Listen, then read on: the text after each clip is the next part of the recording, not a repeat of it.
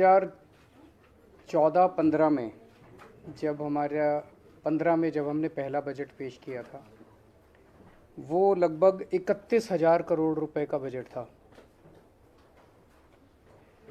आज जो बजट पेश किया गया 7 साल के बाद, ये लगभग 76,000 करोड़ का बजट है। 7 साल में ये बजट 2.5 गुना हो गया।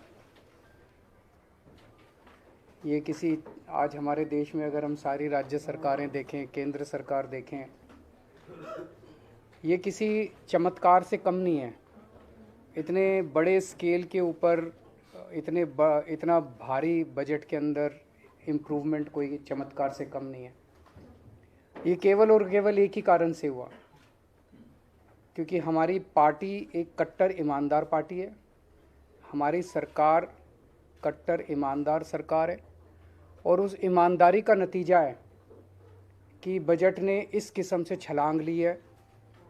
हमने 7 साल के अंदर अननेसेसरी एक्सपेंडिचर को ख़त्म किया, भ्रष्टाचार को ख़त्म किया, रेवेन्यू के अंदर जो लीकेजेस थी, एक्सपेंडिचर में जो लीकेजेस थी, वो सब ख़त्म की। और उसका नतीजा है कि आज दिल्ली के लोगों को इतने बड़े बजट का फ़ायदा मिलने वाला है। हमारा मानना है कि आज एक आम आदमी के सामने इस देश में 2 सबसे बड़ी समस्याएं हैं, रोज़गार और महंगाई।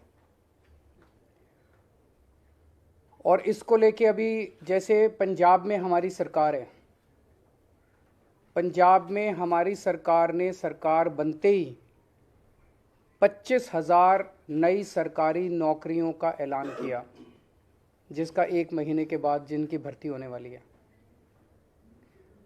35,000 कच्चे कर्मचारियों को पक्का करने का ऐलान किया पंजाब में। आज दिल्ली में जो बजट पेश किया गया है, अगर उसको मैं मोटे मोटे तौर पे बहुत ब्रॉडली देखूं, तो इन 2 समस्याओं का समाधान, रोज़गार और महंगाई, इन 2 समस्याओं का समाधान आज ये बजट दिल्ली के लोगों के लिए करता है। इतने बड़े स्केल के ऊपर, इतने क्रिएटिव और इनोवेटिव तरीके के साथ, मुझे नहीं लगता रोज़गार पैदा करने के लिए, मुझे नहीं लगता आज तक कभी भी किसी भी सरकार ने प्रयास किया है जो आज इस बजट के ज़रिए किया गया है। पिछले 7 साल में दिल्ली सरकार ने लगभग 12 लाख रोज़गार दिल्ली के युवाओं के लिए तैयार किए। इनमें 1,78,000 रोज़गार सरकारी सेक्टर में थे और लगभग 10 लाख रोज़गार प्राइवेट सेक्टर में थे। 12 लाख रोज़गार पिछले 7 साल के अंदर दिल्ली में आम आदमी पार्टी की सरकार ने तैयार किए। आज जो बजट पेश किया गया है, ये बजट अगले 5 साल के अंदर 20 लाख नए रोजगार तैयार करने का लक्ष्य रखता है। ये बात कहने के लिए भी हिम्मत चाहिए कि हम अगले 5 साल में 20 लाख रोजगार देंगे। ये कोई चुनावी वादा नहीं है, आज कोई चुनावी सभा नहीं थी। आज विधानसभा के अंदर बजट रखा गया और बजट में 20 लाख रोजगार तैयार करने का एक पूरा खाका देश के सामने रखा गया। ये बहुत ही बोल्ड बजट है, बहुत ही इनोवेटिव बजट है, और इसके लिए मैं मनीष सिसोदिया जी को और उनकी पूरी टीम को बहुत बहुत बधाई देता हूँ। यही आज लोगों की सबसे ज़्यादा ज़रूरत है। कोरोना की वजह से बहुत सारे जॉब्स चले गए, हर घर के अंदर तकलीफ़ है, लोगों के पास नौकरियां नहीं हैं, लोगों के पास जॉब्स नहीं हैं।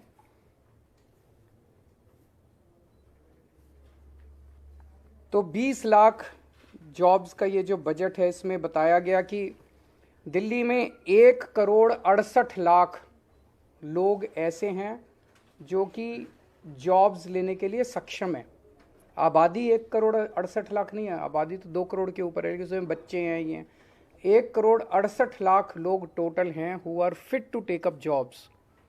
उन 1,68,00,000 लोगों में से केवल 1/3 लोग ऐसे हैं जिनके पास आज जॉब्स हैं दिल्ली के अंदर, बाकियों के पास जॉब्स नहीं हैं। तो ये 33% की जो संख्या है, इसे हमें बढ़ा के 45% तक 5 साल में ले जाना है। इसे 12% हमें इंक्रीज़ करना है। 12% इंक्रीज करने का मतलब है कि आज 56 लाख लोगों के पास जॉब्स हैं, इसे 76 लाख तक ले जाना है, तो 20 लाख नए जॉब्स हम लोगों को क्रिएट करने हैं। और ये कोई एम्प्टी प्रॉमिस नहीं है, खोखला वादा नहीं है।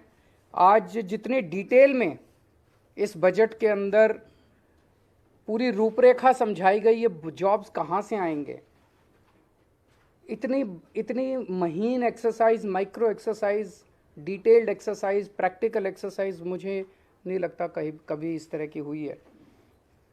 जो जो सेक्टर्स आइडेंटिफाई किए गए रिटेल सेक्टर में, इन सेक्टर्स के अंदर जॉब्स क्रिएट किए जाएंगे। Retail sector, food and beverage sector, logistics and supply chain, travel and tourism, entertainment, construction, real estate, green energy. तो ये 8 सेक्टर्स हैं, 8 क्षेत्र हैं जहाँ पे नए जॉब्स क्रिएट किए जाएंगे। और हर एक की बहुत डिटेल्ड प्लानिंग की गई है, हर एक की बहुत डिटेल्ड स्कीम्स बनाई गई हैं।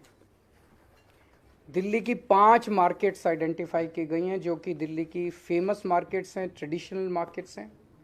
इन मार्केट्स को पूरा रिवैम्प किया जाएगा, उनको रिनोवेट किया जाएगा, और वहाँ पे उम्मीद है कि पूरे रिवैम्प और इनोवेशन के बाद उन मार्केट्स के अंदर बड़े स्तर के ऊपर बिजनेस बढ़ेगा। दिल्ली शॉपिंग फेस्टिवल लगाया जाएगा। दिल्ली शॉपिंग फेस्टिवल से उम्मीद है कि पूरे देश से और दुनिया भर से बहुत सारे टूरिस्ट्स दिल्ली आएंगे, जिससे दिल्ली की इकनॉमी बढ़ेगी। और हर साल दिल्ली शॉपिंग फेस्टिवल होगा, लंबा फेस्टिवल होगा, जिससे दिल्ली की इकोनॉमी बढ़ेगी और दिल्ली में बड़े स्तर के ऊपर जॉब्स क्रिएट होंगे। होलसेल, दिल्ली जो है हमेशा से देश का एक तरह से होलसेल मार्केट रहा है, पर किन्हीं कारणवश उसकी वो जो होलसेल का जो नेचर था, उसका जो कैरेक्टर था, वो ख़त्म हो गया। इसको वापस रिवाइव किया जाएगा, दिल्ली को वापस होलसेल मार्केट बनाया जाएगा और अलग से दिल्ली होलसेल शॉपिंग फेस्टिवल किया जाएगा। दिल्ली बाज़ार पोर्टल बना रहे हैं हम लोग। मैंने पिछली साल ऐलान किया था दिल्ली बाज़ार पोर्टल, जिसमें दिल्ली के सारी दुकानें, दिल्ली के सारे मार्केट्स एक पोर्टल पे लाए जाएंगे। तो दिल्ली के अंदर कुछ भी माल बिकता है, छोटी दुकान पे, बड़ी दुकान पे, कहीं भी कोई भी माल बिकता है, वो आपके पड़ोस में रहने वाला, किसी कॉलोनी में रहने वाला आदमी भी खरीद सकता है और 24 घंटे खरीद सकता है। ऐसा नहीं कि सूरज छिपने के बाद फिर दुकान बंद हो जाएगी, कभी भी खरीद सकता है, रात को 12 बजे 1 बजे भी खरीद। अमेरिका में रहने वाला कोई आदमी भी खरीद सकता है, लंदन में रहने वाला कोई आदमी भी आपके लोकल मार्केट से, खान मार्केट से, चांदनी चौक से, या आपके लोकल शॉपिंग कॉम्प्लेक्स से कोई भी माल खरीद सकता है। इससे हमें उम्मीद है कि दिल्ली की अर्थव्यवस्था को एक बड़ा जंप मिलेगा और दिल्ली के माल जो है वो पूरी दुनिया के अंदर बिकने चालू होंगे। गांधीनगर को ग्रैंड गारमेंट हब के रूप में डेवलप किया जाएगा। गांधीनगर का कपड़े का व्यापार जो है बहुत बड़ा है और इसको अगर हम अच्छे तरीके से, इसको सिस्टमैटिक तरीके से अगर रिवैम्प करके पूरे मार्केट को डेवलप किया जाए तो इसमें बहुत बड़ी अपॉर्चुनिटीज़ हैं। दिल्ली की जो नई स्टार्टअप पॉलिसी है वो बहुत बड़ी अपॉर्चुनिटीज़ खोलती है। दिल्ली ऑलरेडी देश का स्टार्टअप कैपिटल बन चुका है। दिल्ली के अंदर आज पूरे देश में सबसे ज़्यादा नए स्टार्टअप्स निकल रहे हैं। तो दिल्ली की जो स्टार्टअप पॉलिसी है, हमें उम्मीद है इसके ज़रिए बच्चे जो हैं वो बहुत सारे नए नए बिजनेस शुरू करेंगे और दूसरों को नौकरी देंगे। दिल्ली के जो नॉन कन्फॉर्मिंग इंडस्ट्रियल एरियाज़ हैं उसको सबको डेवलप किया जाएगा। यहाँ पे हमें उम्मीद है कि काफ़ी सारे जॉब्स निकलेंगे। जो फेमस फूड हब्स हैं उनको डेवलप किया जाएगा, उनको मार्केट किया जाएगा। और फूड ट्रक पॉलिसी, जो खाने वाले ट्रक्स होते हैं, इसकी एक पॉलिसी बनाई जाएगी ताकि बड़े स्तर के ऊपर इनको प्रमोट किया जा सके। ये सारे वो चीज़ें हैं जो एक आम आदमी कर सकता है। हम कोई ऐसी चीज़ें नहीं कर रहे जिसके अंदर बहुत बड़ी कैपिटल की ज़रूरत है। जो एक आम आदमी, छोटा आदमी थोड़ी से कैपिटल से, छोटी कैपिटल से अपना बिजनेस शुरू कर सकता है। ये सारी चीज़ें, क्लाउड किचन क्लस्टर्स की स्थापना की जाएगी, इलेक्ट्रॉनिक सिटी बनाई जाएगी, E vehicle, solar energy, urban farming, इसके ज़रिए ऑलरेडी दिल्ली ईवी कैपिटल बन चुका है देश का। दिल्ली फिल्म पॉलिसी जो बनाई गई है, हमें उम्मीद है इसके ज़रिए बहुत सारे जॉब्स क्रिएट होंगे। रोज़गार बाज़ार पोर्टल जो हमने बनाया, रोज़गार पोर्टल जो बनाया था हमने पिछली साल जैसे ही हमने शुरू किया, उसमें 10 लाख के करीब जॉब्स निकले थे। इसका सेकंड वर्जन बनाया जा रहा है।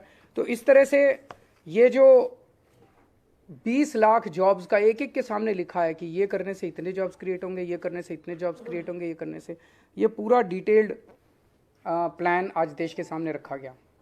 दूसरी सबसे बड़ी समस्या लोगों के सामने है महंगाई की। महंगाई बहुत ज़्यादा बढ़ गई है, एक आम आदमी को अपना घर चलाना मुश्किल हो गया है। इसमें भी बहुत सारी चीज़ें ऐसी हैं जो दिल्ली के लोगों को, केवल और केवल दिल्ली के लोगों को मिल रही है और वो जारी रहेंगे। आज दिल्ली के अंदर सरकारी स्कूल बेहद शानदार हो गए हैं, शिक्षा फ्री है, कोई पैसा देने की ज़रूरत नहीं है, पूरी की पूरी शिक्षा फ्री है। ढेरों लोग अपने बच्चों को प्राइवेट स्कूल से निकाल के सरकारी स्कूलों में भर्ती करा रहे हैं, ढेरों लोग। इस साल 4.25 लाख लोगों ने प्राइवेट स्कूल से निकाल के सरकारी स्कूलों में भर्ती कराए हैं। अगर आपके घर में 2 भी बच्चे हैं पढ़ने वाले और प्राइवेट स्कूल में पढ़ते हैं, तो अगर 3-4 हज़ार 5 हज़ार रुपये तो एक बच्चे की फ़ीस आई जाती है। तो 10,000 रुपये पर मंथ एक आम आदमी का महंगाई के, इतने महंगाई के ज़माने में बच गया, स्कूल का ही बच गया। बहुत बड़ी बात है।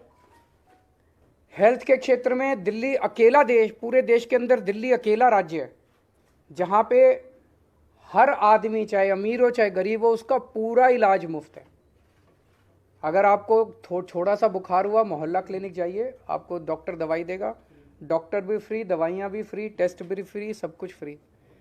अगर आपको कोई बहुत बड़ी बीमारी हो गई जिसमें 20 लाख 30 लाख 40 लाख का खर्चा आता है, आप जीटीबी जाइए, एलएनजेपी जाइए, जीबी पंत जाइए, दिल्ली सरकार के 38 बड़े बड़े हॉस्पिटल है, किसी में भी जाइए, सारा इलाज फ्री है, सारा पैसा दिल्ली सरकार देगी। आपसे पूछा नहीं जाएगा आप अमीर हो कि गरीब हो, बीपीएल के कार्ड की ज़रूरत नहीं है। आप अगर कोई टेस्ट कराना है, एमआरआई कराना है, सीटी स्कैन कराना है, जो भी कराना है, दिल्ली सरकार के हॉस्पिटल्स में फ्री है। हॉस्पिटल में टेस्ट ना हो पाए, आप प्राइवेट में करा लो, सारा रिम्बर्स किया जाता है। इस तरह की हेल्थ सिक्योरिटी जो है, मुझे नहीं लगता देश तो छोड़ो, दुनिया में कहीं इस किस्म की हेल्थ सिक्योरिटी कहीं किसी भी राज्य के सिटीजन्स को दी गई है। ये अब जैसे आज वित्त मंत्री, उप मुख्यमंत्री जी ने कहा कि हेल्थ एक ऐसा सेक्टर है जो लोगों को गरीबी में धकेल देता है। कोई घर में बीमार हो गया, बड़ी बीमारी हो गई, सब कुछ बेचना पड़ जाता है, सब कुछ ख़त्म हो जाता है। वो दिल्ली के लोगों को चिंता करने की ज़रूरत नहीं है। बहुत बड़ी सिक्योरिटी है, शिक्षा की सिक्योरिटी, हेल्थ की सिक्योरिटी। तो लोगों को महंगाई से और चीज़ें जो हमारे कंट्रोल में नहीं है वो तो हम कुछ नहीं कर सकते, लेकिन जो हमारे कंट्रोल में है वो तो हम कर रहे हैं। तीसरी, बिजली। आज दिल्ली के 73% जनता को फ्री बिजली मिलती है, 24 घंटे बिजली मिलती है, बहुत बड़ी बात है। मैं कई राज्यों से होके आया हूँ, 5-5 हज़ार, 10-10 हज़ार, 15-15 हज़ार रुपये लोगों के बिजली के बिल आ रहे हैं हर महीने। यहाँ पे लोगों के बिजली के बिल 0 आते हैं। महंगाई के ज़माने में ये बहुत बड़ा सपोर्ट है। पानी फ्री मिल रहा है लोगों को। दूसरे राज्यों में आप चले जाइए, दूसरे राज्य क्या, दिल्ली के अंदर भी हमारी सरकार बनने के पहले मैं जब घूमा करता था, लोगों के 5-5 हज़ार, 10-10 हज़ार रुपये के महीने के बिल आया करते थे। अब लोगों के 0 बिल आ रहे हैं। पानी की व्यवस्था हो रही है, अब 24 घंटे पानी करेंगे, उसके ऊपर भी काम कर रहे हैं। केवल पानी फ्री नहीं, पानी नहीं आए तो फ्री पानी का क्या फ़ायदा है, तो पानी भी 24 घंटे आया करेगा, इसकी भी हम लोग व्यवस्था कर रहे हैं।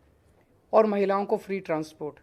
ये 5 चीज़ें बहुत बड़ी हैं, शिक्षा फ्री, स्वास्थ्य फ्री, बिजली फ्री, पानी फ्री, ट्रांसपोर्ट फ्री। इन 5 चीज़ों से दिल्ली के एक आम आदमी की ज़िंदगी को थोड़ा सा सहारा दिल्ली सरकार देने का काम करती है। तो एक जो अच्छी खबर, दिल्ली की जितनी कच्ची कॉलोनियाँ हैं, कच्ची कॉलोनियों में मैं जब भी जाता हूँ, नरक की ज़िंदगी है लोगों की। एक बारिश आ जाए तो पूरा कीचड़ ही कीचड़, सारी नालियाँ बाहर वो बहने लग जाती हैं। 31 मार्च 2023 तक दिल्ली की सारी कच्ची कॉलोनियों के अंदर सड़क, नाली, पानी की पाइपलाइन और सीवर की पाइपलाइन का काम ख़त्म कर दिया जाएगा। कुछ कॉलोनियाँ बच जाएंगी जो फॉरेस्ट की वजह से, एएसआई की वजह से, इन वजह से उनको परमिशन नहीं मिल पा रही। 100-125 कॉलोनियाँ बच जाएंगी। उसके अलावा दिल्ली की सारी कच्ची कॉलोनियों में ये 4 चीज़ों का काम पूरा हो जाएगा। मैं समझता हूँ इससे दिल्ली की कच्ची कॉलोनियों में लोगों को बड़ी मदद मिलेगी, सहायता मिलेगी और लोग इज्जत की ज़िंदगी जी सकेंगे। चुनाव के दौरान जब मैं प्रचार करता था तो कई जगह जाता था, लोग कहते थे जी रिश्ते नहीं आ रहे अच्छे। वो देखने आते हैं तो वो देखते हैं पहले तो जिस गली के अंदर सारी गलियां टूटी पड़ी हैं, सड़कें टूटी पड़ी हैं, नरक की ज़िंदगी है। मैं उम्मीद करता हूँ इसके बाद लोगों के सम्मान मिलेगा और रिश्ते भी अच्छे आने चालू होंगे। यमुना को भी साफ़ करेंगे, उसके ऊपर पूरा काम चल रहा है। उसके ऊपर मैं पहले ही प्रॉमिस कर चुका हूँ कि अगले चुनाव के पहले आप सब लोगों को ले जाके यमुना में डुबकी लगाएंगे। उसके लिए आज पूरा इसमें बजट के अंदर प्रोविज़न किया गया है। और एक जो आज सबसे बड़ा ऐलान किया गया जो आपने नोट नहीं किया, वो है ट्रैफिक लाइट के ऊपर जब आप रुकते हो, आपकी खिड़की के पास आके कोई बच्चा छोटा सा नॉक करता है और वो आपसे पैसे मांगता है या वो कुछ बेचने की कोशिश करता है, उसकी तरफ कोई ध्यान नहीं देता कोई सरकार। क्यों? वो वोटर नहीं है, वो वोट नहीं देता, वो वोट बैंक नहीं है, कोई सरकार उनकी तरफ ध्यान नहीं देती। आज हमने 10 करोड़ रुपए इन बच्चों के लिए हम residential state of the art facilities का एक स्कूल बनाएंगे। वो रेजिडेंशियल स्कूल बिल्कुल अलग किस्म का होगा क्योंकि इन बच्चों को सबसे पहले हमें इमोशनल और साइकोलॉजिकल सपोर्ट देना पड़ेगा। इन बच्चों को जब आप उस ट्रैफिक लाइट से उठा के वहाँ ले जाओगे, बहुत प्रयास किए गए, सारे प्रयास अभी तक फेल हो गए। जितने भी प्रयास अभी तक किए गए वो सारे प्रयास ऐसे थे जिसके अंदर मानवता नहीं थी, मानवीयता नहीं थी। उनको पकड़ा गया, मुझे कनॉट प्लेस हनुमान मंदिर के आसपास से उनको पकड़ते हैं, ले जाके जेल में डाल देते हैं, चाइल्ड केयर सेंटर में डाल देते हैं, वहाँ कोई पूछने वाला नहीं है, वो बच्चे वहाँ से फिर भाग जाते हैं। ये स्कूल ऐसा होगा जहाँ पे उनको सारी अच्छी 5 स्टार सुविधाएं दी जाएंगी और उन बच्चों को मेन स्ट्रीम में लाके उनको एक इज्जत की ज़िंदगी दी जाएगी, उनको एक अच्छा नागरिक बनाया जाएगा। तो ये मोटे मोटे थे। मैं मनीष जी को फिर से और पूरी उनकी टीम को बधाई देता हूँ इतना शानदार बजट प्रस्तुत करने के लिए। अगर आपके कोई प्रश्न हैं तो। दिल्ली में एजेंसीज की बहुत अहम भूमिका है और जो कल संसद में हुआ उस पर आपकी क्या प्रतिक्रिया है, क्योंकि कारोबार एजेंसियों से जुड़कर ही हो पाएगा दिल्ली में, तो उस स्थिति को आप किस तरह से समझ पा रहे हैं? एमसीडी की क्या भूमिका रहेगी आने वाले दिनों में? आपका जो बजट है क्या उससे भी जोड़कर देखा जाएगा? नहीं, ज़रूर देखना चाहिए। देखो, सारी एजेंसीज के अंदर अगर तालमेल होगा तो तरक्की होगी। सारा शहर भी तरक्की करेगा, राज्य भी तरक्की करेगा, देश भी तरक्की करेगा। अगर तालमेल नहीं होगा तो तकलीफ़ें आएंगी, पर 7 साल में बहुत तकलीफ़ें आई, तो जब पुरानी तकलीफ़ें झेल ली तो आगे वाली भी तकलीफ़ें झेल लेंगे।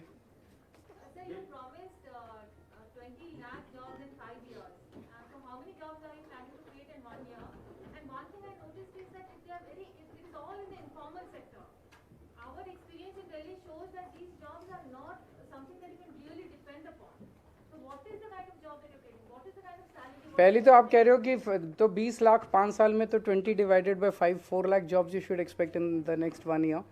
मोटे मोटे तौर पे देखो, इस टाइम थ्योरेटिकल तौर पे ऑर्गेनाइज सेक्टर, अनऑर्गेनाइज सेक्टर, ये वो कहना बड़ा वो है। एक आदमी को तो यार नौकरी चाहिए और घर में शाम को पैसा चाहिए, महीने के अंत में पैसा चाहिए, किसी सेक्टर में मिल जाए। तो अभी तो ये है कि इकोनॉमी की हालत बहुत ज़्यादा ख़राब है और स्पेशली लोअर तबके की हालत तो बहुत ही ज़्यादा ख़राब है। अभी तो वो लोग आदमी ये सोचता है यार कहीं भी कुछ भी नौकरी मिल जाए और घर का खर्चा चल जाए। तो अभी तो ये है कि सब लोगों को नौकरी मिले, फिर इसको और इम्प्रूव करेंगे, क्वालिटी ऑफ जॉब्स भी इम्प्रूव करेंगे। अभी तो quantity is the biggest factor, the quality will also, we will keep on working on the quality also.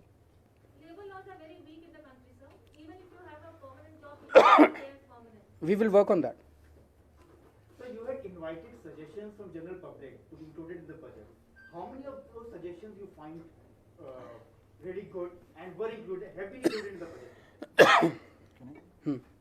इसमें हमने जब बजट में सजेशंस मांगे थे तो अलग अलग तरीके के सजेशंस आए थे। डिमांड्स कम सजेशंस कम एडवाइजेस बहुत कुछ आया था और इसमें लगभग एक सेंस ऑफ द सजेशंस आपको बोलूं तो कहीं ना कहीं उसी में ये डिमांड थी कि हमें आप बजट बनाओ तो रोज़गार की बात करो, आप हमें इकोनॉमी को आगे बढ़ाने की बात करो। कोविड ने हमारी कमर तोड़ दी है, तो अगर आज इस बजट का ओवरऑल सेंस आप कहें तो वहीं से निकला है, क्योंकि हम एजुकेशन पे, ग्रीन बजट और इन सब पे बात कर चुके, हेल्थ पे बात कर चुके थे। लोगों ने यही हमें कहा कि आप और जो हमने पूरा रिटेल मार्केट को लेके जो पॉलिसीज़ बनाई हैं, ये लोगों के बीच से ही निकल के आए। और उसके बाद हमने उन जो भी सजेशंस आए थे, उनके बाद हमने उन सजेशंस के फर्दर सेक्टर्स पे पूरी स्टडी कराई। हम मार्केट के एसोसिएशन से हमारी टीम्स जाके मिली सजेशंस के बेस पे, अलग अलग गांधीनगर से लेके कमला नगर और जितने भी मार्केट्स दिल्ली में फेमस हैं, क्लाउड किचन के लोगों से हम लोग जाके मिले, उनके साथ में उनका पूरा स्ट्रक्चर समझा, उनकी प्रॉब्लम समझी, सरकार का इंटरवेंशन कहाँ चाहिए और वो कितने जॉब्स क्रिएट कर सकते हैं। तो जो भी आज बोला वो सजेशंस ही उसका आधार बने। आप खुद देख सकते हो कि जितने डिटेल के अंदर आज बजट में एक एक चीज़ एक्सप्लेन की गई है, वो विदाउट पीपल्स पार्टिसिपेशन हो ही नहीं सकती थी। एक एसी बंद कमरे में बंद बैठ के इस तरह की डिटेल्ड एक्सरसाइज हो ही नहीं सकती है।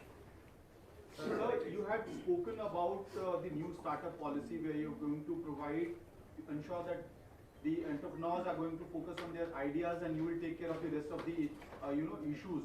So are you planning to give a single window system in Delhi as well?